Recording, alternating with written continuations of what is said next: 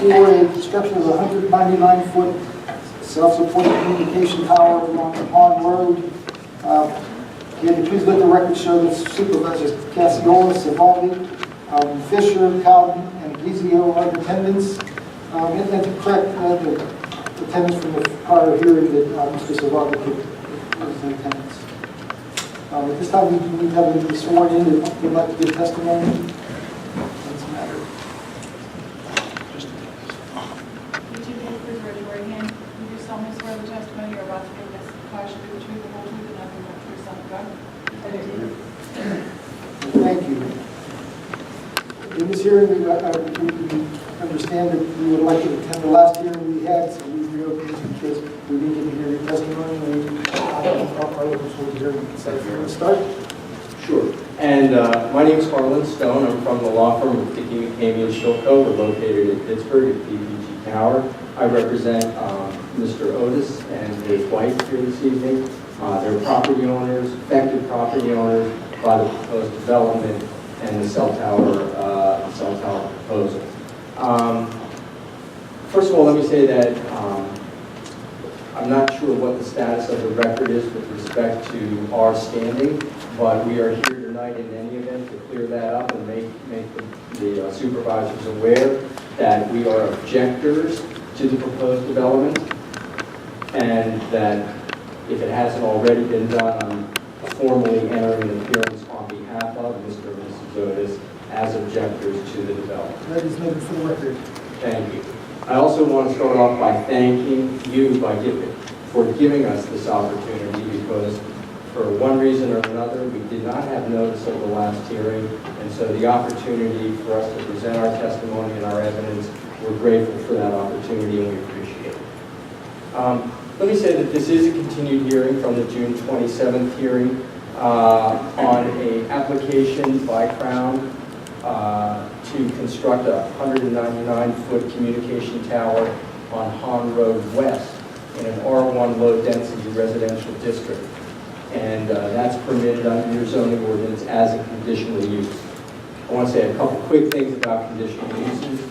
I don't want to lecture you. Of course, your solicitor knows as much about conditional uses as I do.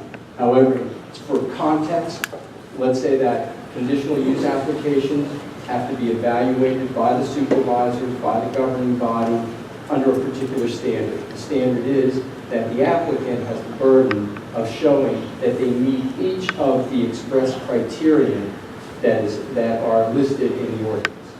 At your last hearing, Crown presented testimony and evidence attempting to show that they met all of those express criteria.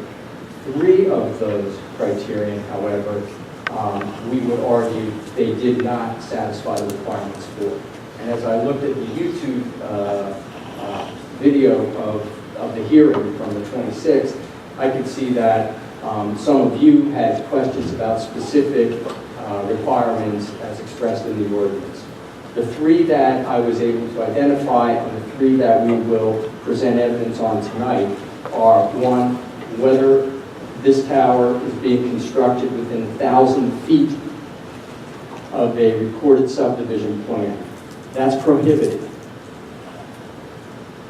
The evidence at the last hearing was to the effect that it was outside of 1,000 feet of a recorded subdivision plan. To the contrary, we'll present evidence, conclusive evidence tonight, that it is within 1,000 feet of a recorded subdivision plan. The second point is, the second requirement is that the applicant show that they have attempted or made an effort to engage a reasonable or to come to a reasonable business arrangement with the current leaseholder, or the current owner of the property where the tower is currently located. That would be Mr. Sabatino. There was testimony and evidence at your June 27th hearing that all efforts to negotiate a reasonable arrangement with Mr. Sabatino, had failed. We're here tonight to present evidence to the contrary, that there were no good faith negotiations engaged in with Mr. Sabatino. And the third point is, under Section 403 of your ordinance, there's a requirement that the applicant demonstrate that they are not creating a danger or a disturbance to an existing use on a neighboring property. We will present evidence tonight that we are neighboring property owners, that we have existing uses, and that those existing uses will be put in jeopardy, either in danger, creating danger, or creating a disturbance to those uses. And we'll have testimony from my client, Mr. Otis, on that point. So without anything further, I would call my first witness, if that's all right with the supervisor.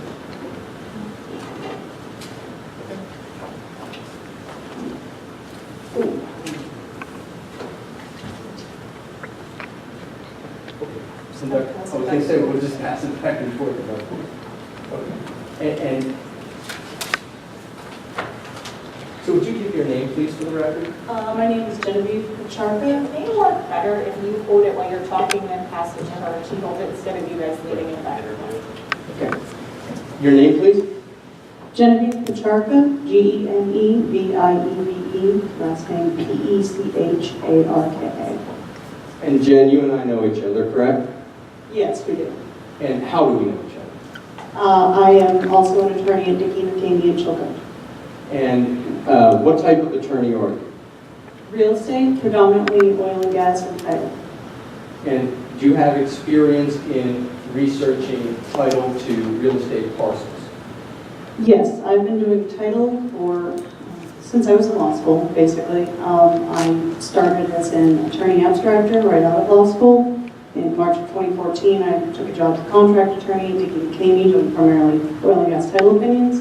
And since January 2015, I've been associated at Dickey McCamey, doing primarily title opinions, other oil and gas and real estate work. And as you do your title opinions or give your title opinions, do you frequently go through the court records and make an effort to determine whether there are plans recorded in the recorder's office associated with those subdivisions or with those title searches? The simple answer is yes. And have you done tens of them?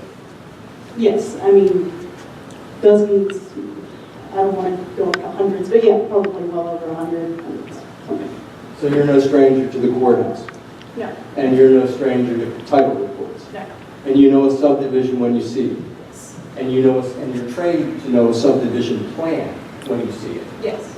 And you are trained to see or to recognize a recorded subdivision plan when you see them?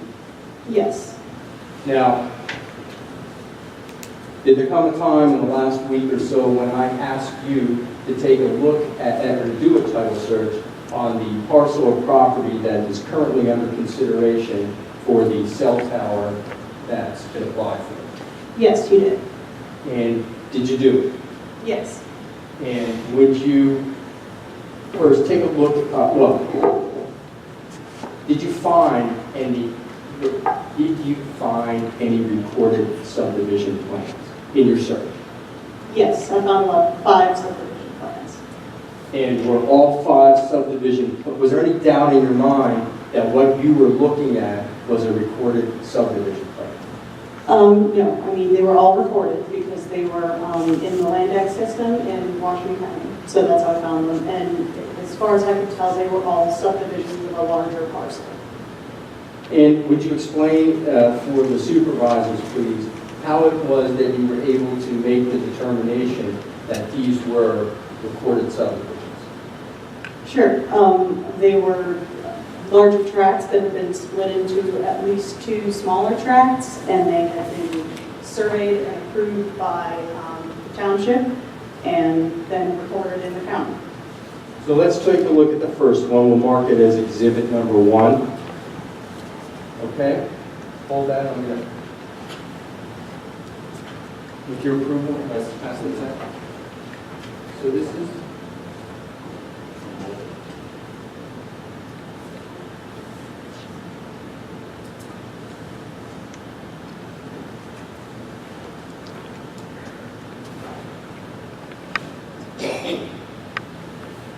that's the first slide.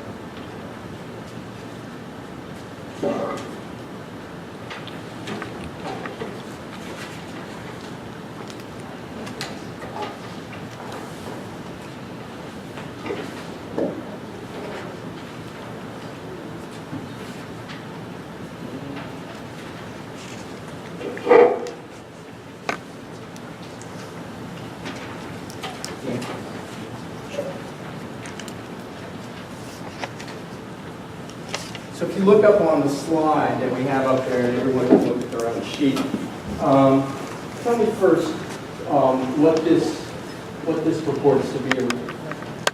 Let me ask you first, was this part of your courthouse search? Is this one of the recorded plans you discovered? Yes, this was actually recorded as a plan book and page from it was what I would say is a subdivision of the parcel that contained a part of Mr. Otis's land. And I think you already talked about this, but tell us how you recognize this as a subdivision. I mean, it's obvious that it's recorded, and it's obvious it's a plan, but how do you recognize this as a subdivision?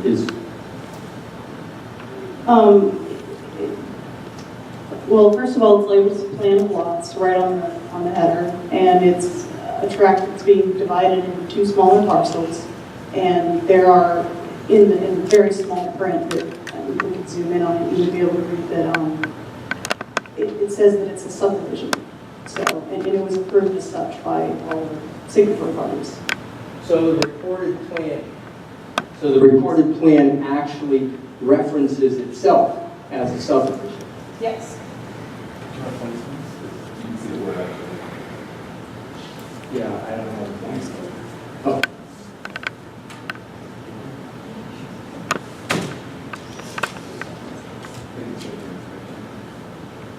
Yes. That's what it is.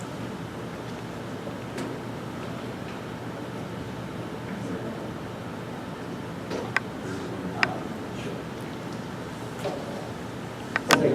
Do you want to read into the record what it says right on? Sure. The date isn't filled in, but it states that in 1993, the Board of Township Supervisors granted a waiver to the requirements of the Township Subdivision and Land Development Ordinance to authorize lots with frontage on a private street.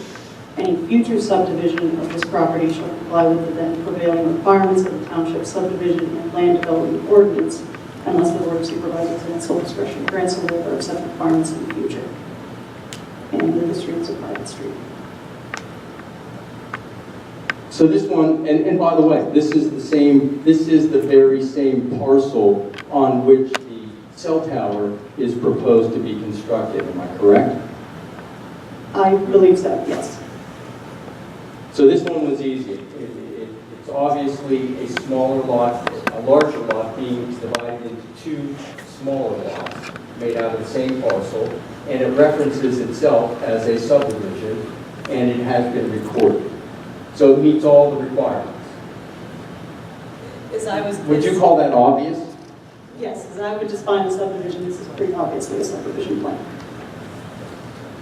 Now, did you, in the course of your search, did you discover any other recorded plans that you thought fit the definition of a recorded subdivision plan? Yes, yes I do.